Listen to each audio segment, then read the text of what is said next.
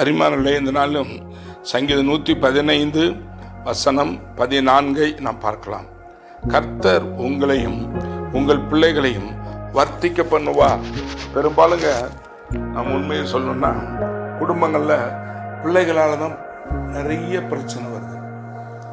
வேதனைகள், மனவேதனை, போராட்டங்கள், செலவுகள், பிரச்சனை, குழப்பங்கள், சண்டைகள் அத்தனையும் நிறைய குடும்பங்களில் பார்த்துங்க பிள்ளைகளால் தான் வருது.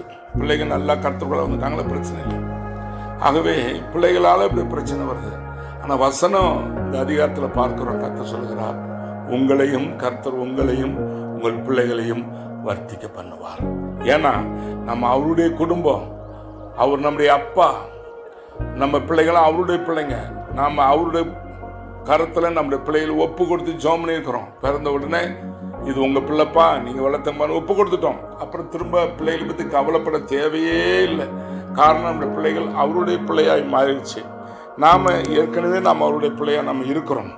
ஆகவே வசனம் தெளிவாக சொல்வது, உங்களையும் உங்கள் பிள்ளைகளையும் வர்த்திக்க பண்ணுவார், பெருக பண்ணுவார்.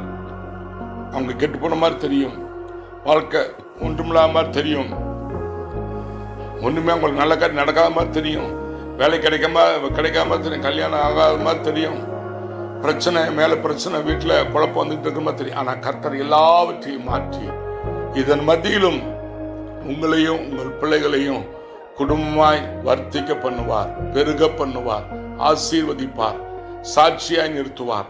சத்துருக்கள் வெட்கப்படும்படியாக அவர்கள் எல்லாம் ஆச்சரியமாய் பார்க்கும் வண்ணமாக உங்களையும் உங்கள் பிள்ளைகளையும் குடும்பமாய் வர்த்திக்க பண்ணுவார்னா பெருக பண்ணுவார். இப்ப இருக்கிறத காட்டிலும் இன்னும் எல்லாத்திலும் பெருக பண்ணுவார். செல்வத்திலும் செழிப்பிலும் சமாதானத்திலும் சந்தோஷத்திலும் உயர்விலும் மேன்மையிலும் நீங்கள் உங்கள் பிள்ளைகள் குடும்பத்தை கர்த்தர் வர்த்திக்க பண்ணுவார். ஆகவே தைரியமா இருங்க.